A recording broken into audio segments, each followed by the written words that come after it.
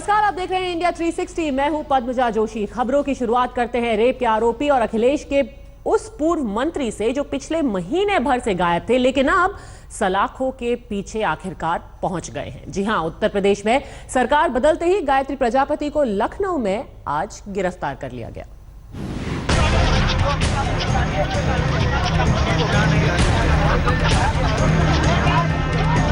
करीब महीने भर से फरार अखिलेश के पूर्व कैबिनेट मंत्री गायत्री प्रजापति के हाथ में गिरफ्तारी का फंदा बंध ही गया।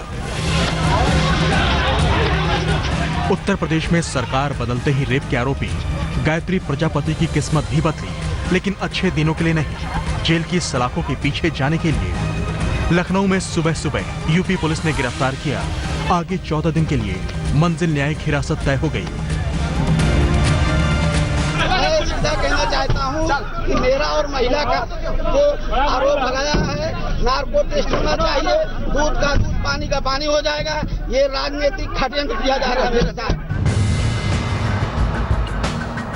मुलायम के चहेते गायत्री का बीपीएल से बीएमडब्ल्यू और रेप केस में जेल तक का सफर प्रदेश की राजनीतिक व्यवस्था का एक काला चिट्ठा है।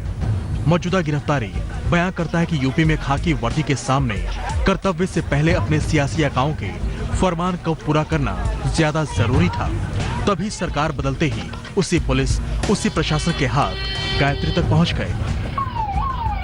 प्रजापति का बीपीएल से बीएमडब्ल्यू और जेल तक का सफर न सिर्फ प्रदेश की राजनीतिक व्यवस्था का एक कच्चा चिट्ठा है, बल्कि प्रदेश की कानून व्यवस्था पर एक ऐसा बदनुमा दाग जो ये बयां करता है कि खाकी वर्दी के सामने कर्तव्य से पहले अपनी सियासी आकाओं के आदेश का पालन ज्यादा जरूरी है। नतीजों से पहले ही अमित शाह और केशव प्रसाद मौर्य ने भी वादा किया था कि बीजेपी की जीत के कुछ दिनों के भीतर ही प्रजापति जेल में होंगे। देर से ही सही, पुलिस की कामयाबी पर रेप पीड़ित के परिवार वाले भी संतोष जता रहे हैं। हाँ, कैबिनेट मंत्री गायत्री प्रसाद प्रजापति को कहीं ना कहीं डीजीपी और मुख्यमंत्री उत्तर प्रदेश ने बचा रखा था अखिलेश जी ने। एक तरफ जहां यूपी पुलिस ने यूपी के बाहुबली नेता गायत्री प्रजापति को गिरफ्तार कर लिया और अदालत ने उन्हें जेल भेज दिया है, वहीं दूसरी तरफ इस मामले में पीड़िता के भाई बाकायदा दिल्ली पहुंचे और यहाँ उन्होंने प्रधानमंत्री कार्यालय में आकर एक शिकायत दी। उनका साफ साफ कहना है कि इस मामले में अब उन्हें सुरक्षा प्रदान की जानी चाहिए, क्योंकि उन्हें अपनी जान का खतरा है। देखना ये होगा कि इस मामले में प्रधानमंत्री कार्यालय क्या कार्रवाई करता है। प्रजापति ने अपनी गिरफ्तारी को सियासी साजिश कहा है। पीड़ित परिवार के नार्को टेस्ट की मांग की है। अब दूध का दूध और पानी का पानी अदालत को करना है। लखनऊ से मौसमी सिंह, तंसीम हैदर और दिल्ली से अशोक सिंघल के साथ आज तक ब्यूरो। अगर प्रजापति जी को अपना नार्को टेस्ट ही करवाना था तो एक महीने छुपते फिरने की जगह पहले सामने आकर ये मांग उन्होंने क्यों नहीं रखी। बहरहाल कौन होगा उत्तर प्रदेश का नया मुख्यमंत्री, ये सवाल अभी भी बरकरार है। चुनावी नतीजों के बाद 5वें दिन भी सस्पेंस है। अब तो राजनाथ ने भी अपने नाम पर चल रही अटकलों को खारिज कर दिया, यहां तक कि विधायक दल की बैठक भी अब टल गई है।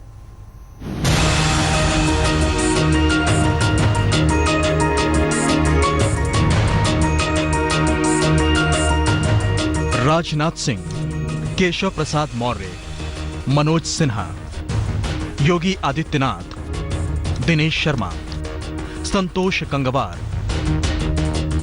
11 मार्च की प्रचंड जीत के बाद उत्तर प्रदेश की कमान संभालने के लिए इन्हीं चेहरों पर नजरें इनायत होने लगी।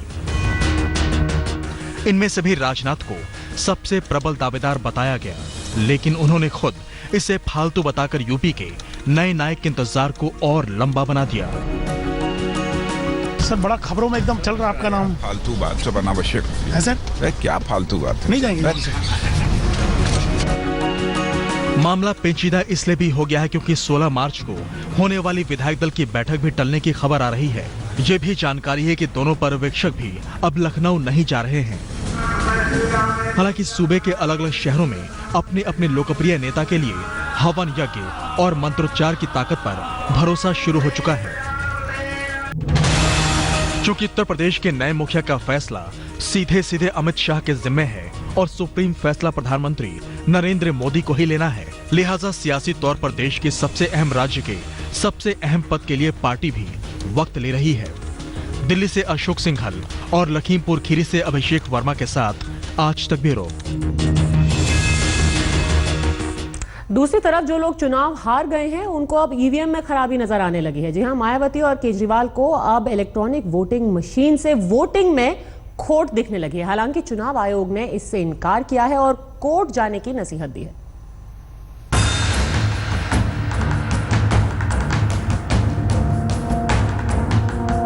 जीत मोदी ने नहीं, ईवीएम मशीन ने दिलाई है।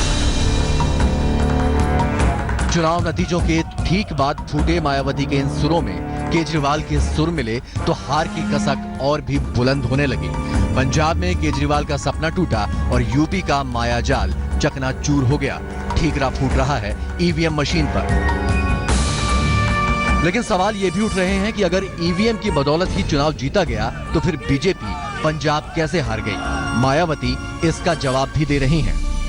यदि ये लोग उत्तराखंड और उत्तर प्रदेश वाली बेईमानी वोटिंग मशीनों में जो उन्होंने धांधली की, यदि यही धांधली गोवा, मणिपुर और पंजाब में भी करते तो इनको जवाब देना मुश्किल हो जाता, फिर ये आसानी से पकड़े जाते। इसलिए इन्होंने ये जो छोटे राज्य थे मणिपुर, गोवा और पंजाब में छेड़छाड़ नहीं की। श्री हरगोविंदपुर में 1 वोट मिला है पूरे बूथ पे, बूथ नंबर 213 खताना विलेज। वहां कम से कम 5 वॉलंटियर्स हैं। वो कह रहे हैं हमारे तो फैमिली, हमारे तो वोट हैं, 1 वोट कैसे मिल सकता, हमारे 5 वोट तो आएंगे। बहरहाल मायावती ने कसम खा ली है कि हर महीने की 11 तारीख को यूपी के हर जिले में विरोध प्रदर्शन किया जाएगा। विरोध प्रदर्शन देश के बाकी राज्यों में भी होगा, क्योंकि मायावती के मुताबिक इसी दिन लोकतंत्र की हत्या हो गई। इसके अलावा मायावती चुनाव नतीजों में धांधली का मामला कोर्ट ले जाने को भी तैयार हैं। इधर बीजेपी कह रही है कि विरोधी हार पचाना सीख लें। उधर ईवीएम के मुद्दे पर कल तक केजरीवाल के साथ खड़ी कांग्रेस के सुर आज अचानक से बदल गए हैं। चुनाव आयोग ने भी कह दिया है कि 5 राज्यों के चुनाव को लेकर वो अपनी रिपोर्ट राष्ट्रपति को सौंप चुका है और ईवीएम मशीनों से छेड़खानी का कोई सवाल ही नहीं है। दिल्ली से मणिदीप शर्मा के साथ आज तक ब्यूरो। अब बात करते हैं असम की 16 साल की गायिका नाहिद आफरीन की। आफरीन के सुरों पर मुस्लिम धर्म गुरुओं ने 46 फतवों का फंदा डाल दिया है। हालांकि नाहिद ने खुद ये कहा है कि वो अपने संगीत को अब भी इन फतवों के बावजूद जारी रखेंगी। इतना ही नहीं, उन्होंने असम के नाहिद आफरीन के खिलाफ फतवा भी जारी कर दिया है। नाहिद को असम में ही 25 मार्च को एक कार्यक्रम पेश करना है, लेकिन उससे पहले फतवे का अड़ंगा आ गया। हालांकि आफरीन ने धर्म के नाम पर ठेकेदारी करने वालों को करारा जवाब देने का फैसला किया है। आज तक मैं साधना करती आ रही हूँ और आगे भी मैं करती जाऊँगी। नो डाउट मुझे 1-2 मिनट के लिए लगा था कि शायद मुझे म्यूज़िक छोड़ देना चाहिए, और मैं कभी संगीत छोड़ने वाली नहीं हूँ। संगीत दिल को दिल से जोड़ता है, लेकिन फतवा जारी करने वाले शायद ये भूल गए हैं। दलील है कि गायकी के लिए इस्लाम में कोई जगह नहीं। इस्लाम इस तरह के गाने बजाने को जिससे इंसानी जज्बात बरंगेख्ता हो नापसंद करता है। इसलिए नाहिद के खिलाफ ये फतवा आया है। नाहिद को चाहिए कि अपनी अच्छी आवाज़ का इस्तेमाल अच्छे मकासद के लिए करे। असम के 46 मुस्लिम धर्म गुरुओं के फतवे के खिलाफ मुख्यमंत्री ने आफरीन की सुरक्षा का वायदा किया। We'll give 100% security to her. Yesterday I have spoken personally to her and ensured that she need not have to worry and whole state is with her. ये पहला मौका नहीं है जब मजहब के नाम पर किसी फनकार पर धार्मिक फंदा डालने की कोशिश हुई। जरूरत है ऐसे मंसूबों पर करारा वार करने की। गुवाहाटी से अनुराग बरुआ और इंद्रजीत कुंडू के साथ आज तक ब्यूरो। बात अब जम्मू कश्मीर की, जहां आतंक को एक बार फिर से करारा जवाब मिला। आज करीब 7 घंटे तक चले कुपवाड़ा के एनकाउंटर में 3 आतंकियों को मार गिराया गया।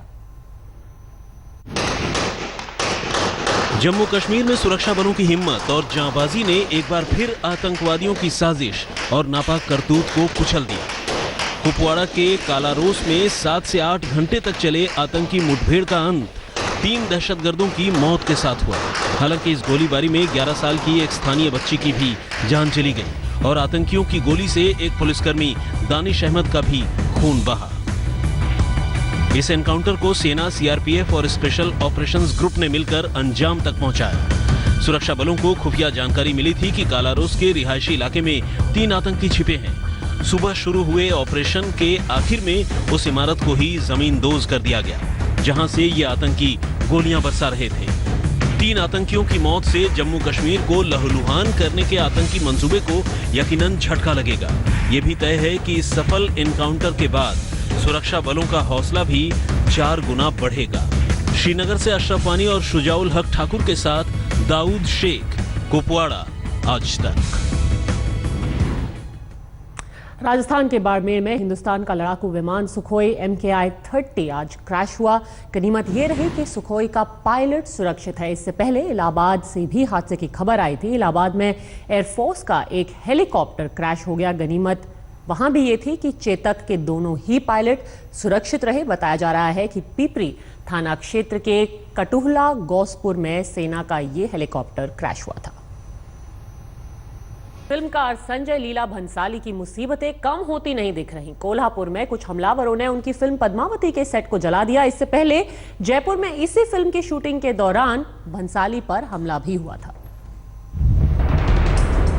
कोल्हापुर के महासाई पठार पर संजय लीला भंसाली की फिल्म पद्मावती का भव्य सेट हुआ करता था, लेकिन अब जले हुए मलबे के रूप में सिर्फ उसकी निशानी बची है। मंगलवार रात करीब 10:30 बजे कुछ लोगों ने सेट को आग के हवाले कर दिया।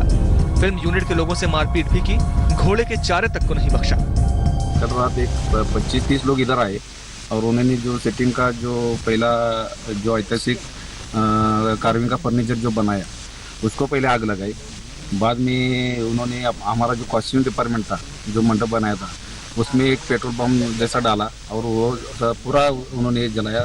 जनवरी महीने में जयपुर के जयगढ़ में फिल्म पद्मावती के विरोध में संजय लीला भंसाली के साथ करनी सेना के लोगों ने मारपीट की थी।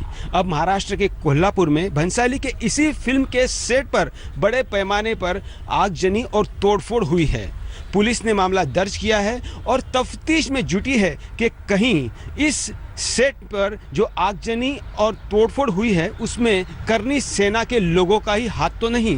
पद्मावती के सेट पर हमले के बाद महाराष्ट्र सरकार ने फिल्म यूनिट को सुरक्षा देने का वादा किया है, लेकिन घुमा फिराकर कुछ लकीरें भी खींच रही हैं। पण स्वाभाविकपणे अशा प्रकारची घटना दोन्ही बाजूने चित्रपट निर्मात्याने सुद्धा चित्र काढत असताना ठराविक मर्यादेच्या पलीकडे कल्पनाशक्ती न वापरता वास्तवाशी जवळ येईल असं केलं पाहिजे। अब तक इस घटना की किसी ने जिम्मेदारी नहीं ली है, लेकिन इसने 27 जनवरी को जयपुर में संजय लीला भंसाली के साथ हुई मारपीट की घटना की याद को ताजा कर दिया। करनी सेना के उसी हमले के बाद भंसाली ने फिल्म की शूटिंग राजस्थान की जगह महाराष्ट्र में करने का फैसला लिया था, लेकिन यहाँ भी मुसीबतों ने भंसाली का पीछा नहीं छोड़ा। कोल्हापुर से दीपक सूर्यवंशी के साथ मयूरेश गणपति, मुंबई, आज तक। इंडिया 360 में आज के लिए बस इतना ही।